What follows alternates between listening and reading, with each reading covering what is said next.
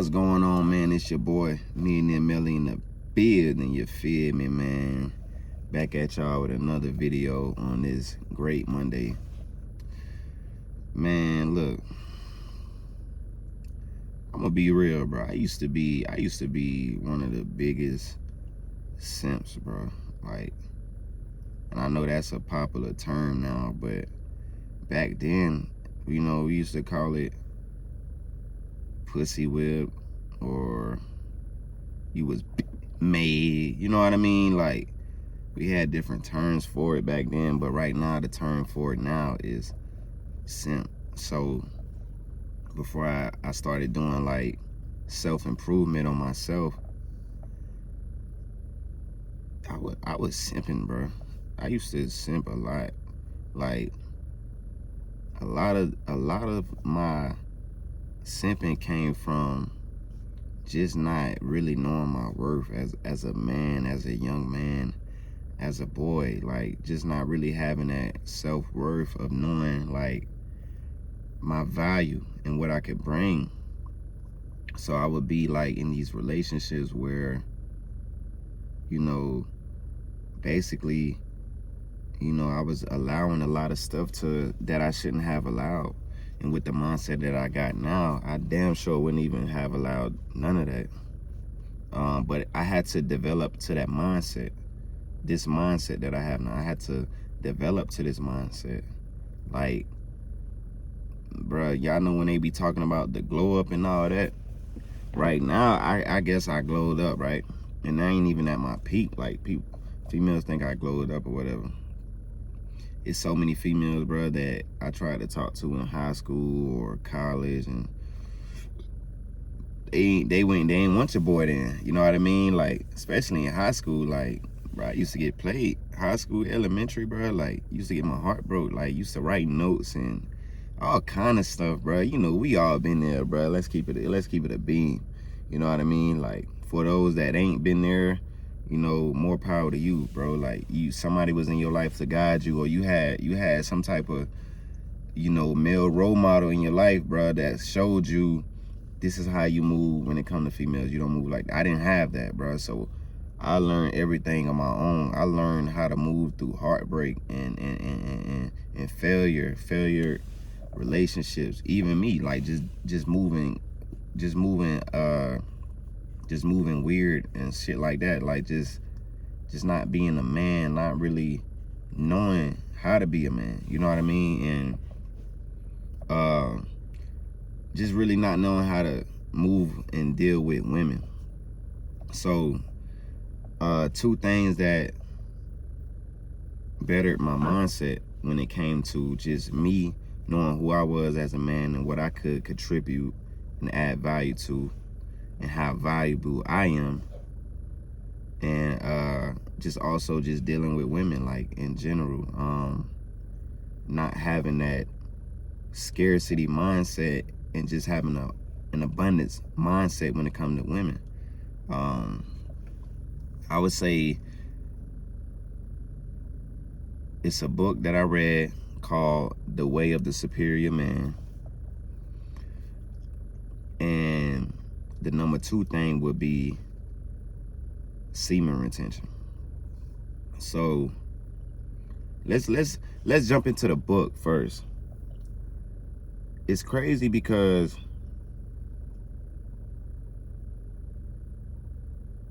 when I started reading this book, I started reading that book in 2019. Right after I graduated college, I started reading that book, The Way of the Superior Man. And I had the book for a while. Like, I had the book that whole year of 2019. And then when I was with my ex at the time, and I'm gonna get my ex on this. When I set up the podcast and all that, I'm gonna get her on this show, because I bring her up a lot, and I don't want to never feel like I'm sneak dissing her or nothing like that. But we still cool. Like, we got so many years in the book, bro.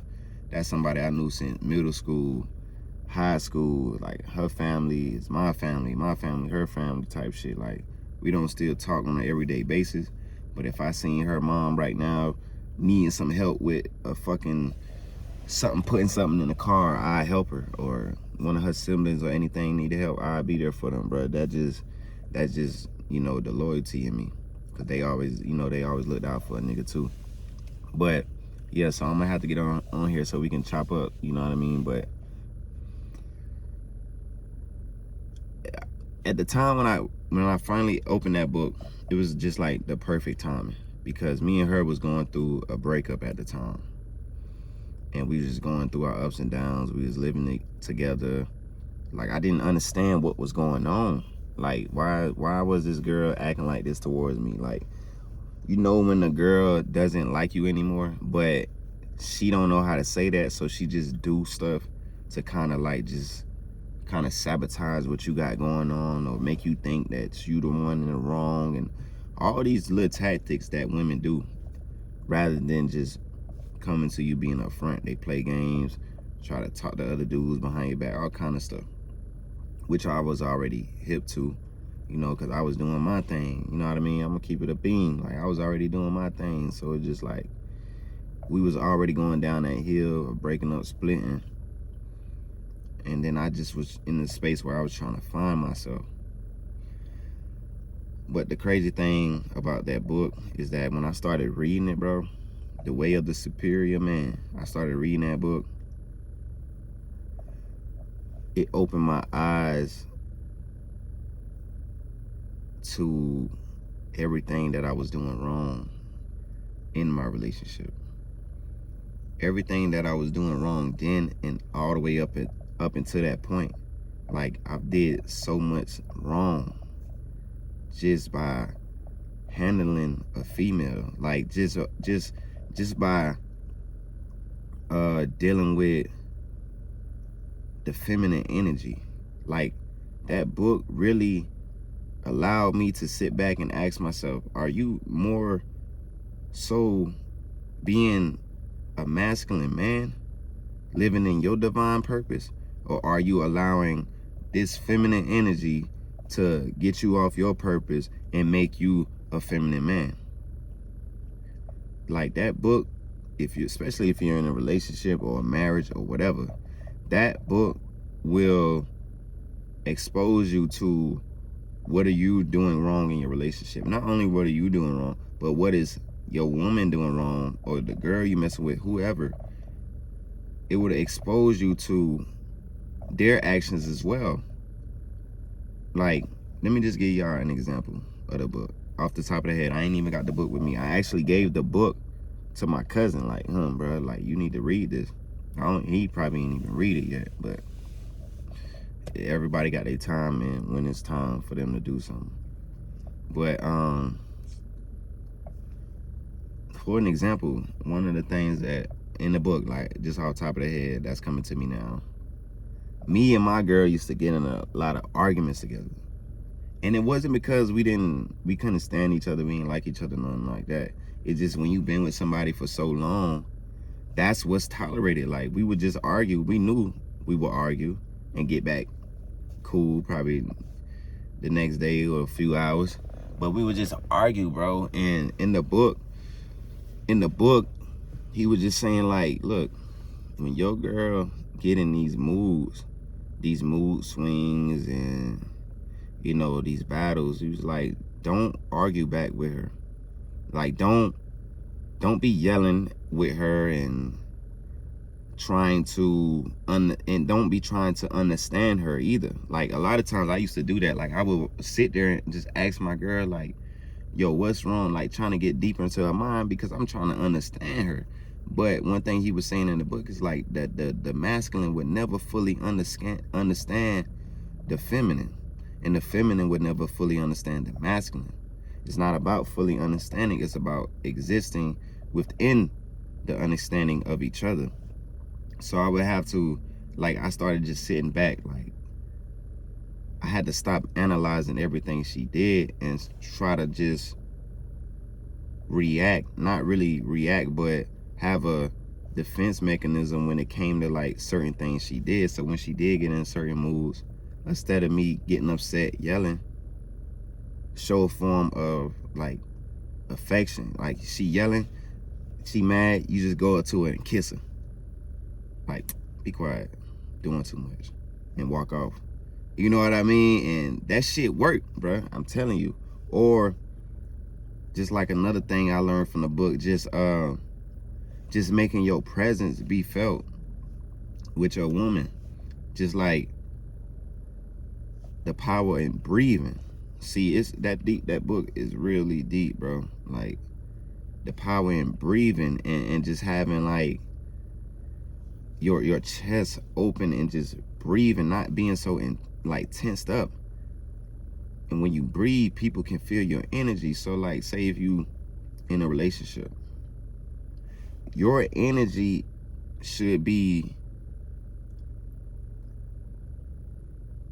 addicting, and it should be able to be transmuted with somebody else. So you're in a relationship, say your girl going through something or she worried about something. As the man, you're supposed to be the one who handles these situations of worry. Like you don't worry because you understand logic. Most women, they react and they move off of emotion. As the man, you're supposed to move off logic. So you don't really worry. You don't show stress. You don't show fear, anxiety. You don't show all of that. And even if you are, you just breathe. So you can grab your girl, she thinking about something or she stressed about something. You grab her, you bring her close, you hug her, and you just put your stomach against her stomach, and you just take deep breaths to calm her down. She ain't gonna know what you doing, bro. I'm telling you, I done did this so many times with not the ex I was just talking about, but another ex. I used to do this with her, and I used to just calm her down, bro. To this day, she gonna tell you I'm the best dude she ever had. She some stuff happened, and you know the relationship, you know, ain't the same, and I had to, you know, just go my separate ways. But she'll tell you, bro, like I'm the best dude she ever had, and not because of that. It's because of I already had that in me. Like I've always been a protector, a provider. You know, someone that's gonna, if you were thinking negative, I'm gonna say something positive to counterattack that, to change your mind. You know what I mean? I'm gonna uplift you. I'm gonna build you up. Like what I do now, like speaking to y'all, like giving y'all game. I've always did this. So I would do that with her. The dude she had in her life prior wasn't doing that. And then just me, she was worried, just me comforting her, holding her tight, and just letting her feel my energy. Like, look, ain't nothing for you to worry about. That used to just ease her mind, bro, to the point where she wouldn't even be worried no more. You know what I mean? It's a lot of stuff in that book. And the most, so what I'm about to say now is going to transition into the whole semen retention thing. The crazy thing about that book, he talks about semen retention in that book. But I didn't even know what semen retention was. I didn't even know about not releasing your seed, and how your seed is powerful, how your seed is literally connected to everything in your body, how your seed has blood in it, how your brain has semen in it. I didn't know nothing about that, right? But the crazy thing about that book in 2019, at the beginning of 2019, I told myself that I wanted to practice celibacy. I already had told myself that. And of course I didn't. But at the end of 2019, that when I started reading the book, towards the end of the book, he started talking about celibacy and stuff like that. And how not release, having sex with your woman, but not releasing, but instead of just ejaculating, having a full body orgasm. You know what I mean? So not releasing your seed, but transmuting your seed throughout your body up the spinal cord and letting it travel up to the brain, and now you're having a full body orgasm. Like he talked about that. At the time, I didn't really understand it, but I started picking up on the game, and it's crazy because that's exactly what I was searching for. Like I needed that. Like I needed that soul searching of like knowing like, damn, it is something intertwined with me releasing and me being a masculine man. And he talks about that too. Like I didn't understand that me releasing my essence all the time, because me and her, we'll get into it, we'll argue and stuff like that, but we always also had sex a lot, you know what I mean? So it was a toxic relationship, but I was always depleting myself, bro. And I'm gonna tell you this, if you go 30 days without releasing, I guarantee you and I promise you, you will never want to go back. You will go 30 days and say you release on day 31. From that energy you felt from just holding and retaining your seed for 30 days, on day 31, when you release, you're going to be like, God damn, I feel different. You're going to be like, God damn, why I did that, especially if it's with the wrong person. Somebody who energy is low, who vibration is low, who is negative, who is depressed. If it's with a female that's like that, that shit gonna rub off on you, bro. You're gonna feel bad. You're gonna feel miserable. Especially also if it's to porn or to corn. Let me not say that because they'll probably block the video.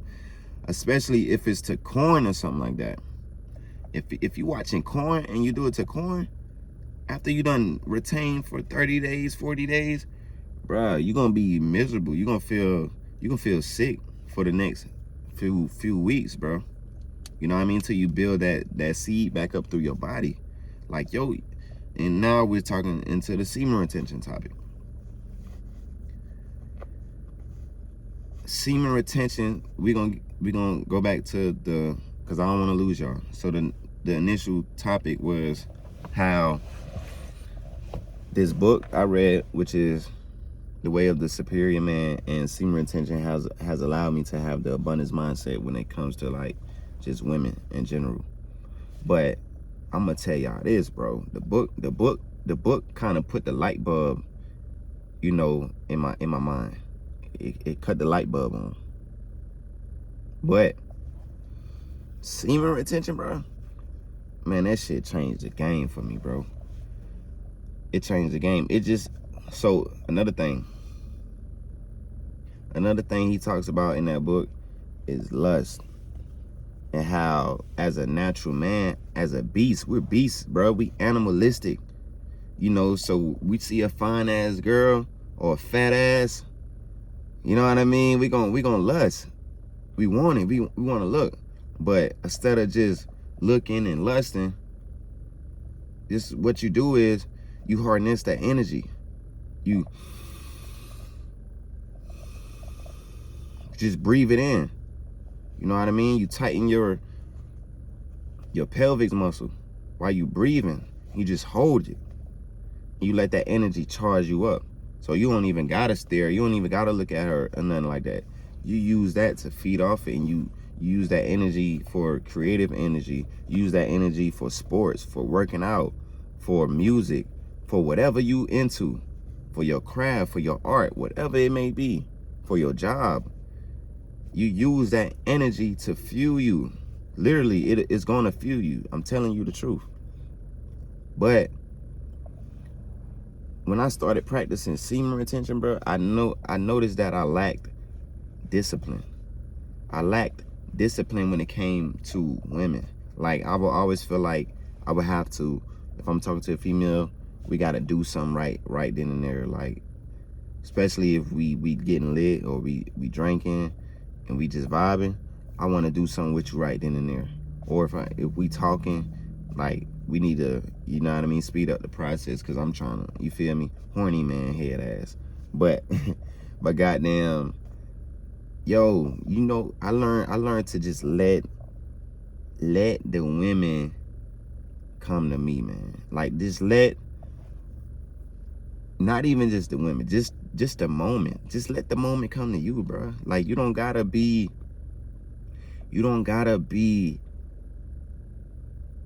animalistic with it. You just retain your seed and just chill and relax. Like one girl, bro, I was talking to, and I was like,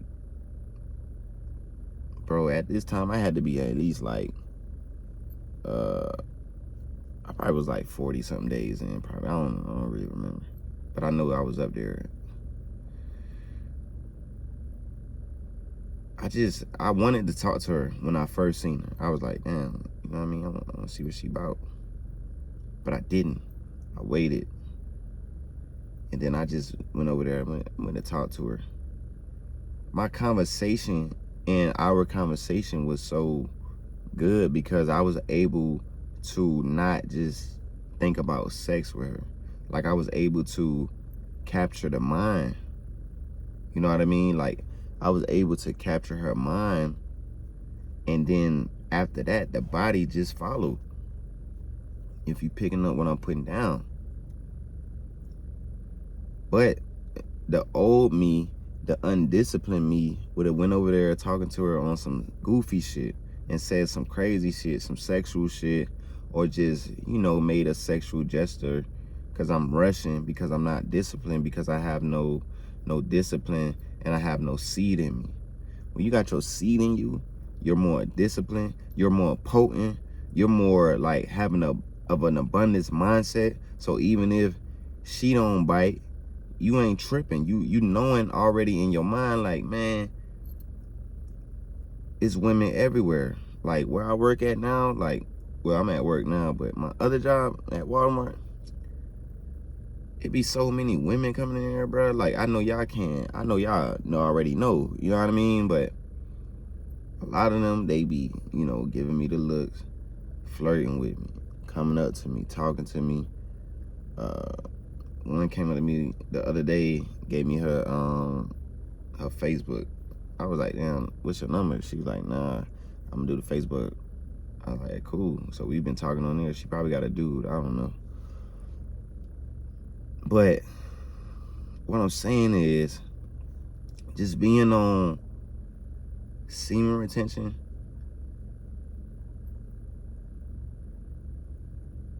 it allows you not to simp. It allows you not to simp. Like I told y'all in the beginning, I used to be simp because I didn't know my worth. Semen retention allows you to know your worth. It allows you to understand that, bro, you're the gift. You're the gift. Yes, the women carry the life, the baby. But, bro, you're the air to the tire. You're the lighter to the candle. You're the bait to my bean. You know what I mean? You feel me? Like, don't shit happen without you, man. Like, and once you get that through your head, I promise you, you won't be out here chasing no ass, bro. Like, I had a female the other day talking about, this is somebody I've been talking to since like October, bro. We've been talking, but I ain't been really hopping down on her because I've been trying to get my stuff together. You know what I mean? So I already had told myself, like, I ain't about to be taking no girls on no dates. I ain't about to be doing the, you know what I mean, the going hard, or, you know, really trying to show somebody that I want to be with them or like them. Because right now I'm showing myself that, you know what I mean? So, but we kept in contact. We talked every now and then. You know, she a cool little female or whatever. So she hit me up like, oh, what you doing? She seen my snap. She seen me and my homeboy was on there. We was drinking this past weekend. Drinking a little drink, you know what I mean? Chopping it up, talking. And she hit me up. Oh, you look like you getting lit. She ended up calling me or something like that. Or I think I called her, one of the other. And it got to the point where she was like, oh yeah, I'm gonna come over there after I leave here. You know what I mean? I'm like, shit, all right, cool. Mind you, like I said, this is somebody I've been talking to October, November, December. This is somebody I've been talking to almost 4 months, bro. We ain't never did nothing sexual. I ain't never kissed this girl. The most I ever did was hug her, and that's it. Like, we talked. Clearly, the sexual attraction is there. You know what I mean? We talked about sex. She been trying to see your boy, you feel me, areas and shit. I mean, you know, but I've been, you know, teasing her and stuff like that. So she ended up basically talking about, oh, she tired. She didn't tell me that until the next day, but basically she ended up not coming. Bruh. Back in the day, I probably would have been like, damn, like tripping about it. Like, a few years ago, I would have been tripping about that shit. Now, bro, I'd be like, man, that shit be a blessing, bro, when shit don't fall through, bro. And I just have, like, that mindset of, like, oh, well, like, it's her loss. You know what I mean? Like, real talk, bro, because she already told, first of all, she got 2 kids. Second of all, she already told me she talking to other dudes, so I'm already knowing other dudes are up in you. Why would I be in a rush, or why would I feel some type of way because I didn't get something that somebody already got? Why would I be mad because I didn't get the shoes on the shelf that everybody else done put their damn foot in and wore and ran track in and hooped in and motherfucking two-stepped and shit in? Like, why would I be mad that I didn't get them shoes when there's some more shoes over here in the box? Abundance mindset, bro. That's why I didn't care. And then I hit her. I was like, you know, I said, what happened?